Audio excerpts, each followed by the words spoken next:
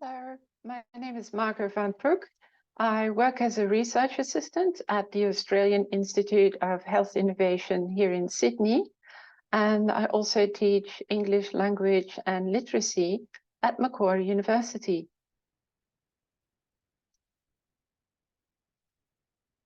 And I will be presenting my research today on the effects of pseudomedical menopause discourse on YouTube.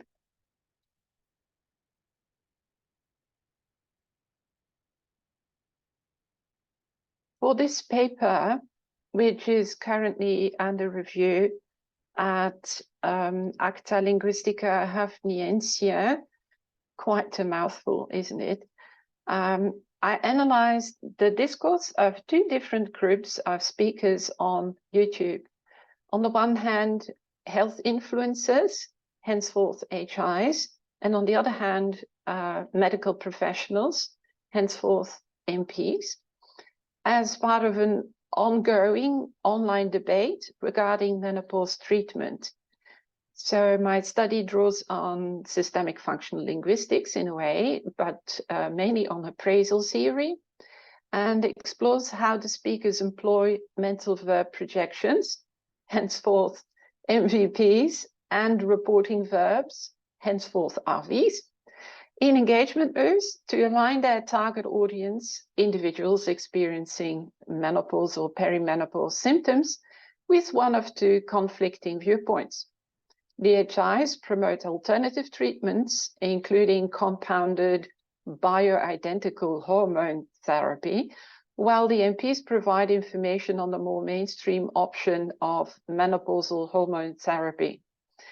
I would like to argue that misinformation is closely linked to rhetorical persuasion. Some HIs used specific rhetorical devices to project both personal and external viewpoints concerning menopause treatment onto the putative viewers. The speakers tended to rely on interpersonal metaphors of modality, such as MVPs, or the use of amplified RVs to present their views as factual knowledge, even when the information they provided lacked scientific evidence. Based on my findings, the HIs frequently made unsupported claims based on shared assumptions and misconceptions. They were using MVPs to assert their convictions and to manipulate the viewers' perceptions of menopause treatment. My investigation focused on the interactant's dialogistic positioning, intersubjectivity, and persuasion, rather than semantic truth values, emphasizing the impact of YouTube discourse in shaping viewers' attitudes, beliefs, and behavior. Upon contrasting the discursive strategies employed by HIs with those employed by MPs in the two samples, my analysis revealed the presence of disinformation in the HI's discourse, in the projected clauses. Addressing the dissemination of inaccurate health information on social media platforms especially is crucial to mitigate the impact of falsified facts and, of course, to protect the well-being of vulnerable audiences, such as women who are in need of appropriate medical information, and on a condition that still carries a bit of a taboo in Australian society, even in 2023. I think we are dealing with a form of epistemic injustice here. My study suggests that the HI's rhetorical strategies, such as the use of evaluative language, amplification, all of that combined with the projection of personal views as objective information, can contribute to the spread of mis or disinformation regarding menopause treatment. By presenting subjective views as widely accepted knowledge, and through the use of persuasive language, the HIs attempt to influence viewers to dismiss established medical approaches and instead adopt alternative treatments. Extensive research has been conducted on the detection of deceptive language and grammatical markers of subjectivity and interpersonal meaning has been studied as well. In the context of automated detection tools for the identification of misinformation on social networking services, researchers have tried to examine its linguistic characteristics. Some studies have also explored the morphological features of news articles, for example, so the discursive strategies in the creation of false news. My analysis highlights the persuasive function of language and its role in the dialogistic positioning of individuals using SNSs such as YouTube. Grammatical markers such as epistemic modals and evidentials are seen as indicators of interpersonal meaning, reflecting a writer or speaker's subjective attitude towards knowledge and linking this to cultural systems of thought. Within SFL, MVPs serve a modal function on the interpersonal plane, conveying subjectivity and evaluation. So I mainly focused on the system of engagement in this study, particularly rhetorical effects of discourse and interpersonal meaning making. In the past, several studies have explored the pragmatic effects of markers of belief and discursive strategies in various contexts, such as academic writing, but also journalism and the like.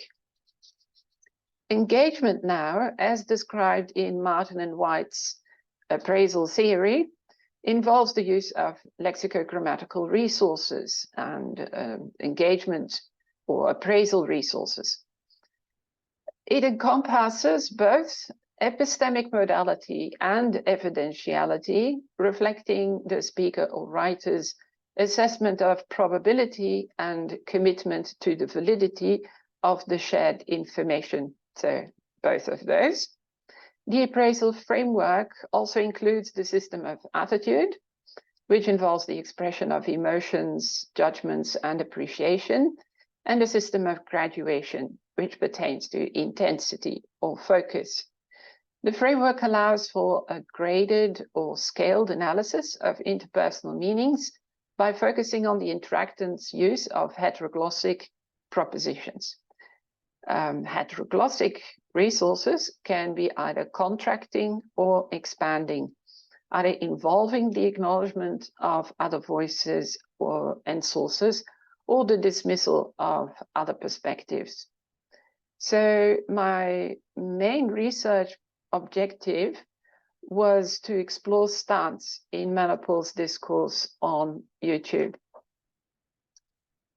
The speakers either affiliate or disaffiliate with certain viewpoints on menopause treatment, aiming to persuade others to align with their proposed value position and to follow a desired course of action, to buy their proposed treatments.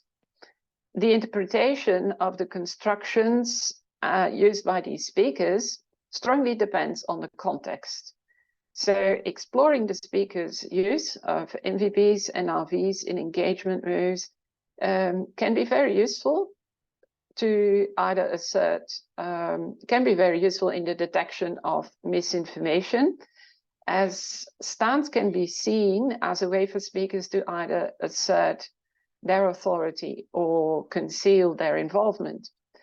RVs then can indicate a certain level of speaker commitment and may be used to acknowledge or endorse a source or to distance oneself from a source. And these strategies reflect the speaker's positioning for potential responses from the audience, from the viewers, and may reveal specific dominant patterns that are relevant to the detection of misinformation. My primary research objective, however, was to examine the use, simply the use of MVPs and RVs in engagement moves by two highly divergent groups of YouTube speakers as part of an overarching, ongoing online debate on menopause treatment options. To examine some of the engagement strategies employed by the two groups of speakers, I gathered two corpora of YouTube videos, one promoting natural hormone balancing, including bioidentical hormone therapy, and the other one providing research-based information on menopause or perimenopause treatment and recommending MHT, menopausal hormone therapy. I collected two sets of discourse samples from YouTube, one created by HIs and the other one added by MPs. The first sample included nearly 90,000 words, while the second sample included around 65,000 words. I transcribed all the videos and turned the transcripts into text files. Then I used the appraisal framework and my own coding framework for the analysis to analyze any MVPs and RVs employed by HIs and MPs in their YouTube videos on natural hormone balancing and menopause treatment. The appraisal analysis was carried out on Notepad++, and the MVPs and RVs were analyzed while considering the context in which they appeared, rather than merely counting their total number in the corpora. I used Python and parts of speech tagging to identify grammatical categories in the discourse samples, extracting relevant features. And then I examined the dominant engagement patterns in the speaker's discourse and looked at some of the other patterns accompanying or supporting devices and interpreted their use of MVPs and RVs. In SFL, as you know, mental processes are categorized based on orientation and value, differentiating between subjective and objective modality, as well as explicit or implicit realizations, and the values are associated with the modal judgment. An investigation of how MVPs are employed as engagement strategies may provide us with some insight into the contextual factors that shape intersubjective meaning making and the construction's effects on the audience. RV constructions, such as we say or I tell, for example, may be used to convey either weak or strong commitment to the argumentation or to the shared information. MVPs are linked to the interpersonal function, whereas RVs are part of the ideational or experiential function of language. With regard to mental processes, we can further differentiate between the value associated with the modal judgment, high, medium, or low. RVs, on the other hand, can have a low, moderate, or high force, depending on the context in which they are used. This is the complete appraisal framework as developed by Martin and White and further modified by Bednarek. So broadly speaking, MVPs can be used to concur with shared viewpoints, if you have a look at engagement there, to pronounce a stance or to entertain other possible perspectives. And RVs can be used by speakers to concur, pronounce, endorse, entertain, acknowledge, or to distance oneself from a particular source.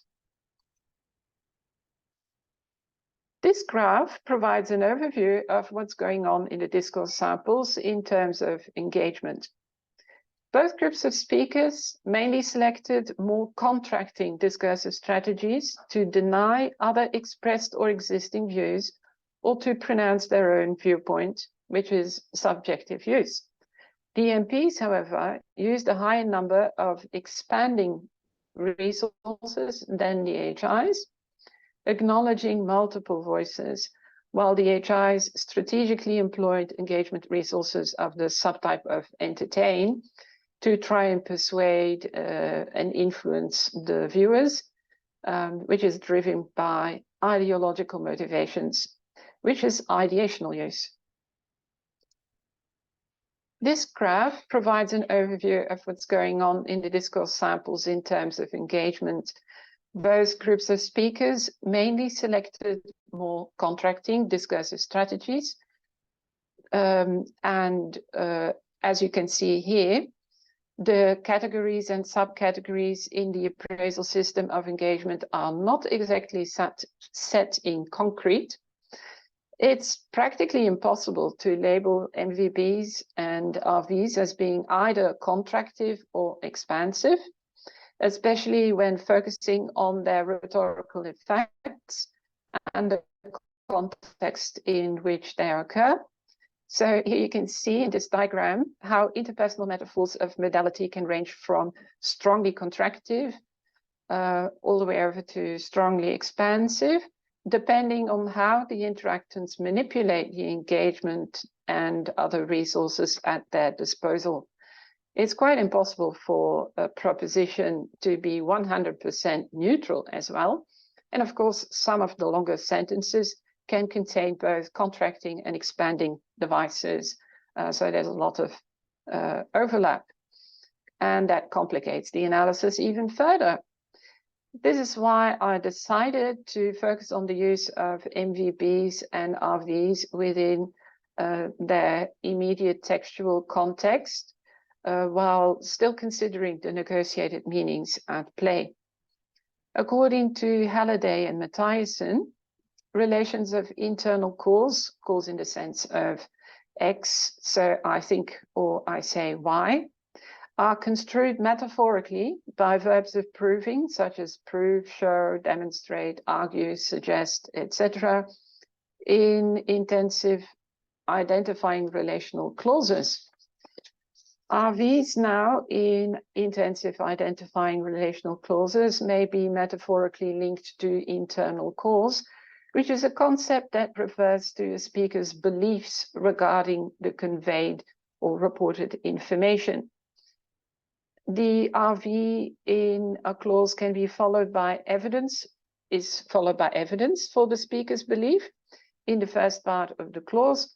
Let me give you an example. Chinese medicine proven to balance hormones is key in what we're talking about.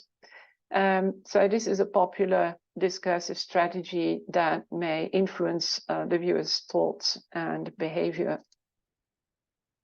Let's take a look now at some of the dominant patterns, engagement patterns that involve the speaker's use of MVPs in engagement moves.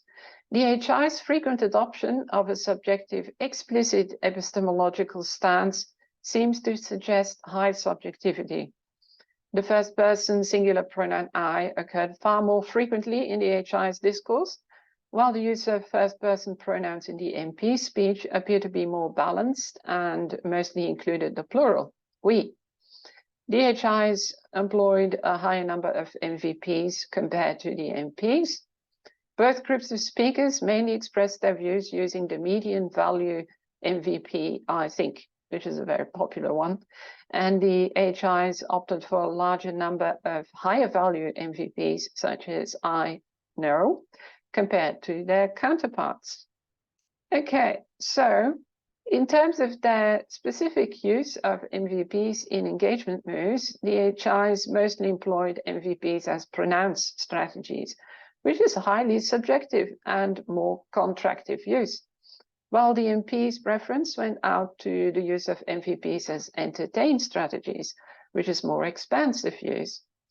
The HI's use of MVPs as pronounced strategies to express personal views on menopause treatment was supported by several other contracting devices, such as simple present or future tense, countering, negation, and also intensification or upscaling, as you can see here. The discourse also indicated strong invoked and inscribed appreciation or judgment to further enhance the statement's persuasiveness. The use of inclusive we presents the subjective views as widely accepted information and reinforces the speaker's authority. The HI's projections frequently revealed unsupported claims, and they also used MVPs to promote a preferred course of action among viewers, which is suspiciously characteristic of text types aimed at selling products rather than sharing information, which is what they claim to be doing. Negation, another contracting device, more commonly featured in their discourse as well. They frequently denied propositions put forth by medical professionals, and of course the assertive or contractive use of I think does not take away the fact that these constructions remain heteroglossic, one among multiple voices.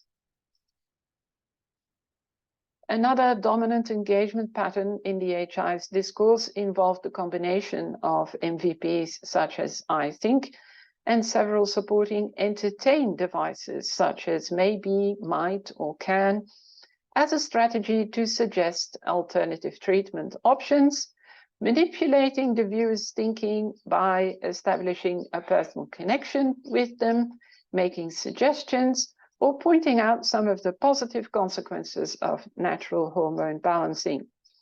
DHIs do occasionally use inclusive we, associating themselves with other experts in hormone balancing. And we think is more tentative here.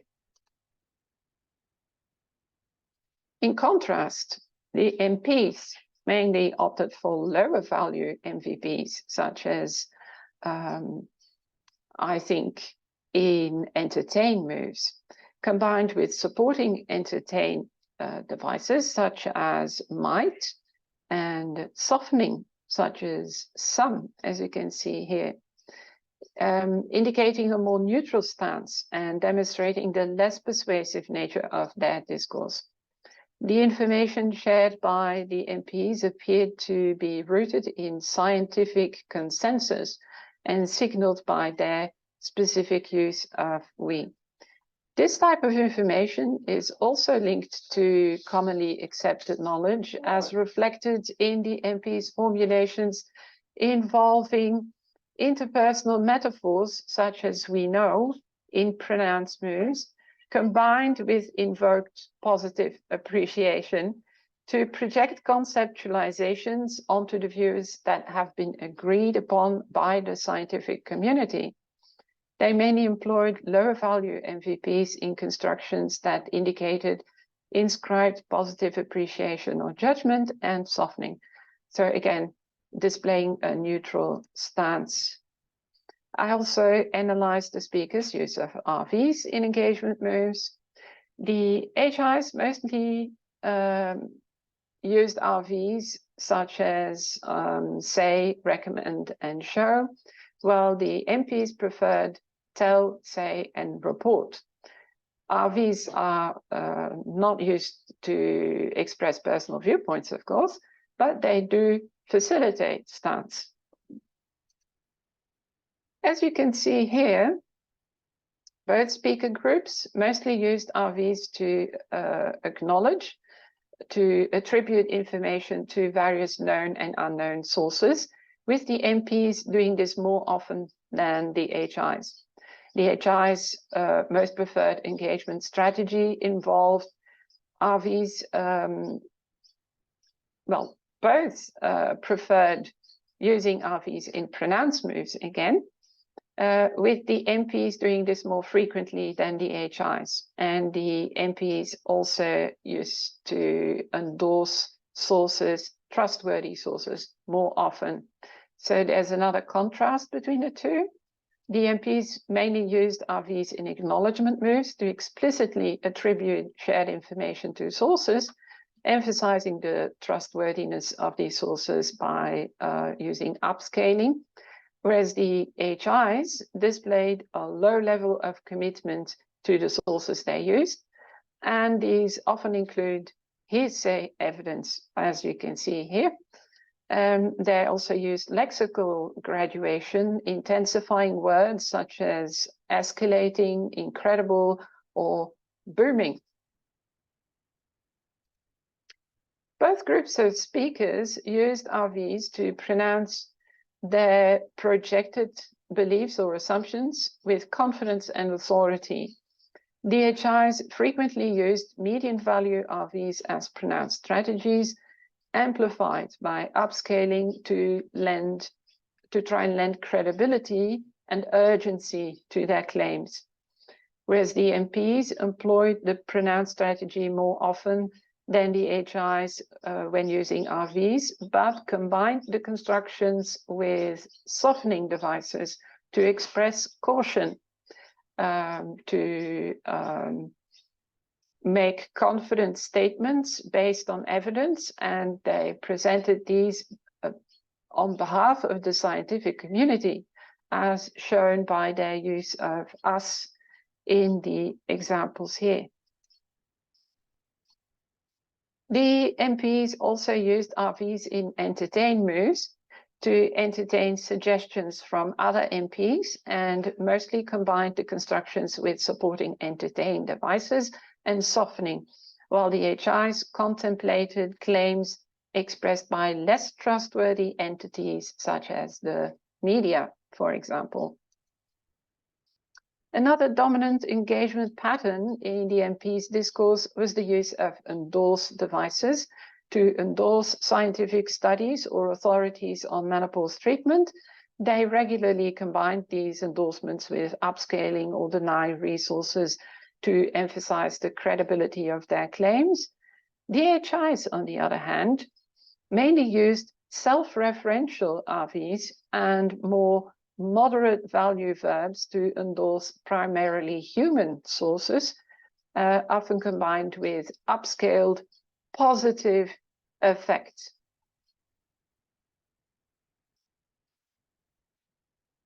Okay, so my analysis has revealed that even though median value MVPs, such as I think, which are usually thought of as entertain resources in appraisal theory, can be used in pronounced moves to assert misleading assumptions and to position putative viewers towards sharing the same views.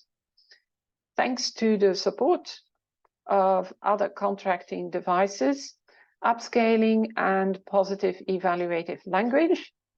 As a popular HI strategy, these constructions render the argumentation more persuasive, and the conveyed information could be linked to neoliberal individualism as an ideology, since the HIs seem to strategically upgrade more moderate value RVs in pronounced moves, in constructions amplified by intensification to try and influence the viewer's thoughts and behavior.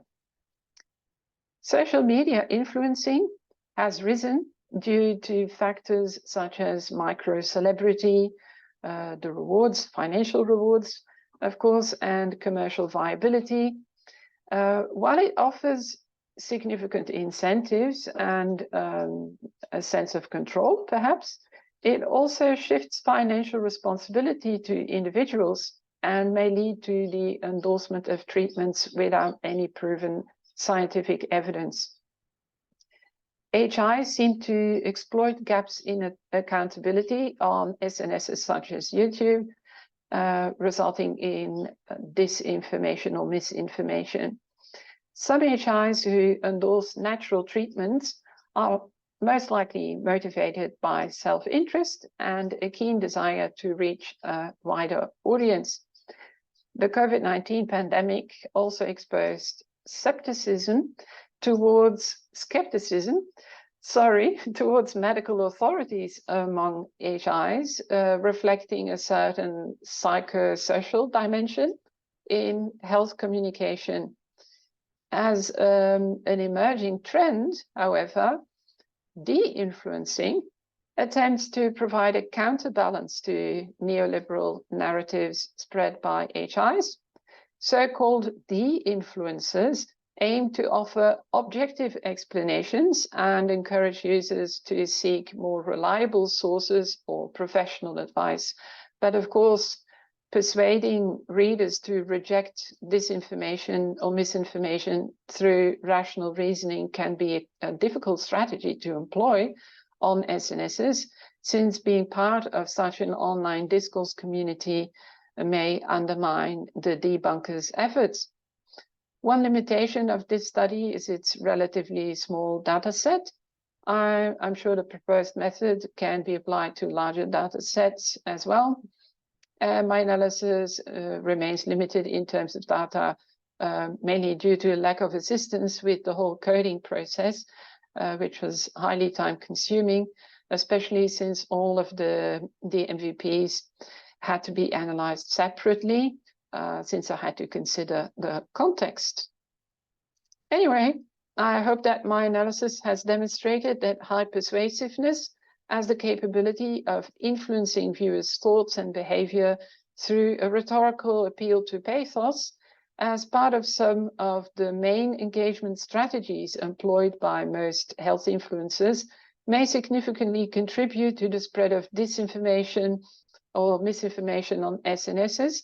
In contrast, the engagement devices used by most of the medical professionals seem to present a consensual, evidence-based stance, welcoming discussion with others and encouraging informed judgment. I think it's crucial to critically evaluate all health communication on SNSs, such as YouTube, and to verify any claims made by health influencers on the internet. As my analysis of online menopause discourse has shown, being able to identify trustworthy sources and information and to distinguish between opinions and facts is very important these days. So developing critical digital health literacy skills can empower all of us to make better decisions regarding our medical treatment options. Here are my references, and this is the coding framework I use to analyze engagement. Thank you very much for listening and enjoy the rest of the conference.